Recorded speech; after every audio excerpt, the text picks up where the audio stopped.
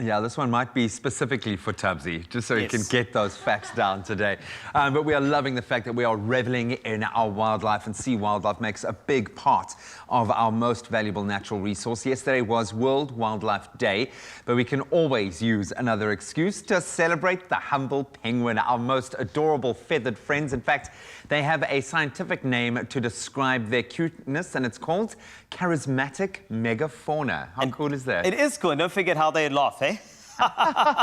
It's important. Now, we've got somebody who knows all about it, media communications executive from the Two Oceans Aquarium, Renee Luna, joining us to tell us about the importance of penguins, how they laugh, and their environment, and some cool, interesting facts. Renee, welcome. Hi, now you've made me laugh so much. I'm going to follow up on that.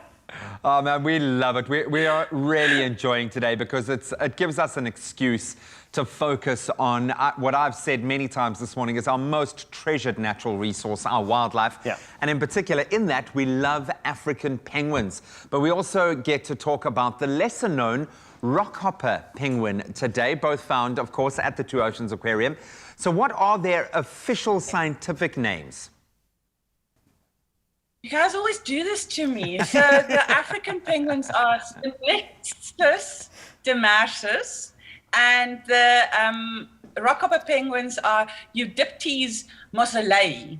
The African penguins, I can tell you, is named because it actually means diving disc. Okay. So they look like I presume they look like a disc when they're diving. And then the rockhopper penguins is Mosley's, I think his name was Mosley's little penguins. But just to clarify, so your African penguins are found on the African continent here in southern Africa, from Namibia all the way to Goa Bay.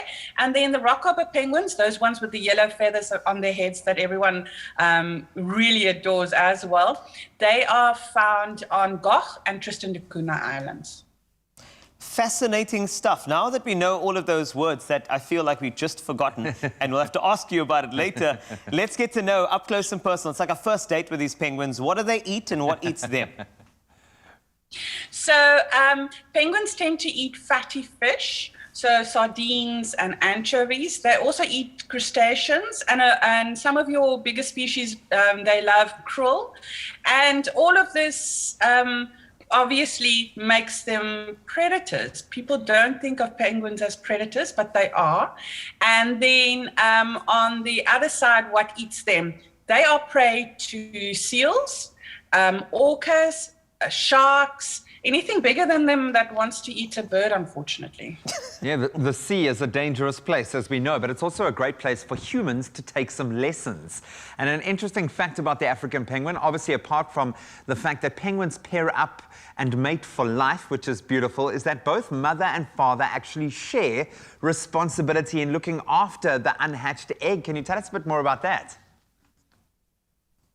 So they do take this shared responsibility. And what we see at the aquarium quite often is that the males become quite territorial and very protective over their nests and their mates. And the males and the females incubate the egg, and once the chick is hatched, both of them look after the babies. So they go out and find food and come back and feed the babies. So it is a joint raising of the chicks. Equality is important. We can learn something from the animal kingdom. And apparently this is actually why humans have decoded the language of African penguins, to not only learn from them and get tips, but we can also learn to understand what they're actually saying. So tell us a bit more about how we've tried to decode African penguin language. So for a very long time, we have actually known that each of their calls means something very specific. And then scientists started doing research onto what they mean. So some of them means, some of the calls mean like, get away from me, you're too close. Others mean, come closer, I want you close. Others mean a baby calling its mother and saying, Mom, I'm hungry, or you know, things like that. And then quite recently, scientists realized that penguins actually communicate underwater as well through clicks. Wow. And that is amazing because when they have a prey ball, that they are going after, they can take turns. And they do this by making a click and saying, I'm next. Don't go, I'm next, you know? And then on top of that, they've also found that penguins chatter, like you and I are talking, they do that too. And then when one penguin says something funny, the other penguins go. And then the clicks. Some amazing facts indeed. They've made me love this incredibly gorgeous creature even more. Stay with us. We're going to be learning even more about these ocean ambassadors, if you will, in just a moment.